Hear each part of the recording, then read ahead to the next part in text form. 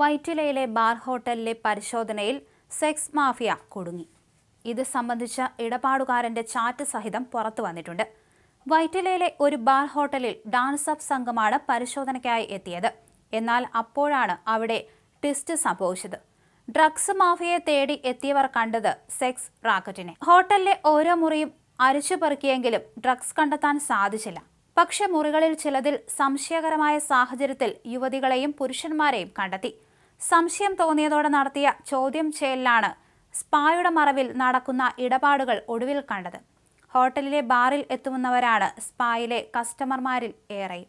ബാറിലെയും സ്പായിലെയും സ്ഥിരം കസ്റ്റമറായ കുടുംബസ്ഥന്റെ ചാറ്റിലാണ് ഹോട്ടലിലെ bar spa ബന്ധം വെളിപ്പെടുത്തുന്നത്. അങ്ങനെ എളുപ്പത്തിലൊന്നും സ്പായിലേക്ക് പ്രവേശനമില്ലെന്ന് മിസ്റ്റർ എ ചാറ്റിലുണ്ട്. അറിയാത്ത ആൾക്ക് സ്പായിലേക്ക് കയറാനുള്ള വഴിയും കുടുംബസ്ഥനായ കസ്റ്റമർ പറഞ്ഞുകൊടുക്കുന്ന ബാറിന്റെ തൊട്ട് സൈഡിലെ റിസപ്ഷനിൽ പറഞ്ഞാൽ പാർലറിൽ കയറുകയും ചെയ്യാം. സ്പായെ പാർലർ എന്നാണ് മിസ്റ്റർ എ വിശേഷിപ്പിക്കുന്നത്.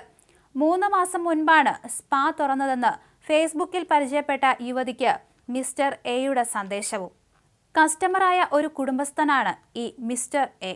2024 ഫെബ്രുവരി മാസത്തെ ചാറ്റാണിത്. പാർലറിലേക്ക് കയറിക്കൂടുന്നത് എങ്ങനെയെന്ന് മിസ്റ്റർ എ ചാറ്റിൽ യുവതിയോട് വിശദീകരിക്കുന്നു.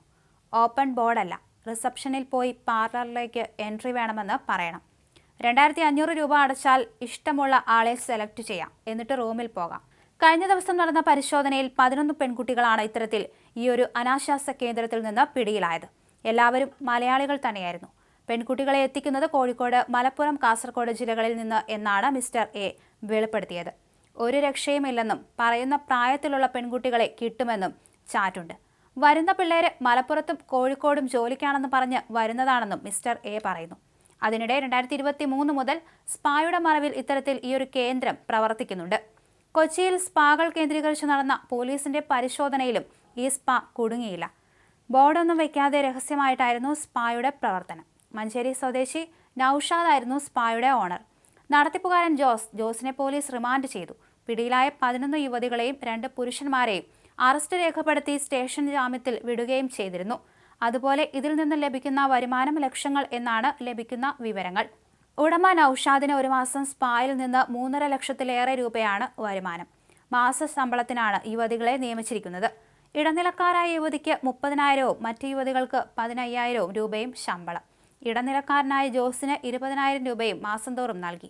ഇവരുടെ ഇടപാടുകൾ സംബന്ധിച്ച് വിശദമായ അന്വേഷണത്തിന് ഒരുങ്ങുകയാണ് പോലീസ്. നഗരത്തിലെ പ്രമുഖരടക്കം ഇവിടെ കസ്റ്റമേഴ്സ് ആയിരുന്നുവെന്ന വിവരവും ലഭിക്കുന്നുണ്ട്.